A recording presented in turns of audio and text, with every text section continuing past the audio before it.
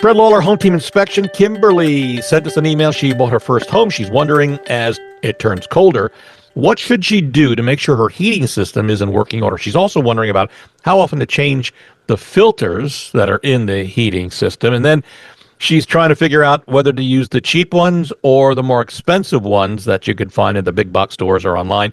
She's wondering if she should spend the money for a more expensive one. Let's start with checking the heating system.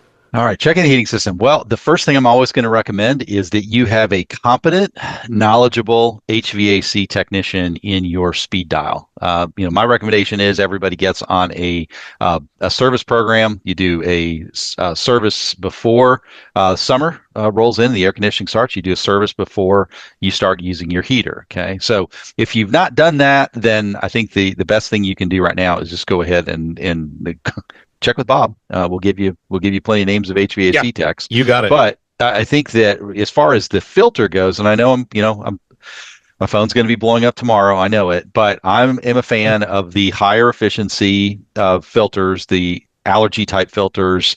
I know that there are those guys that insist that the $1 filters are, you swap them out every month and they're going to do a great job and anything else is damaging the system. I'm not a believer in that. I like the high efficiency filters. Those are probably good for 90 days. I have a system that has a very large filter that's replaced just twice a year. So, but best practice is whether you're on a 1 month cycle, whether you're on a 2 or 3 month cycle, just put it on your calendar to check the filter. That's what we see more often than not is people just forget it. Buy 3 of the filters when you pick them up, not just one.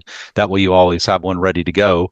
And when you get down to 1 filter left, put your reorder in, go back to the hardware store, pick up 3 more filters, because those regular changes are going to help the system run more efficiently and effectively no matter what season we're in. But Brett, I'm going to play devil's advocate here. What if you buy the more expensive ones, which are denser, like the allergens and all that stuff? Yep. Doesn't that make it more difficult for air to pass through? Nope. No. Nope. I know. I don't buy into that. I know people call in all the time going, "You're wrong. I've been doing HVAC for 40 years. You use the 99-cent filters, replace them every month because they don't put any back pressures. There's not enough back pressure that's created by one of those filters. Why else? I mean, my filter is 9 inches thick. So how is that not putting more back pressure than that? That's the way the system is designed. So yes, those high efficiency allergy filters are acceptable. And again, I know there's people that aren't going to agree with me, but I've never seen one of those filters damage a system. So if anyone has the evidence of it, please call me, let me know, because I'd love to see how you're backing up these claims that those filters are putting back pressures and damaging systems.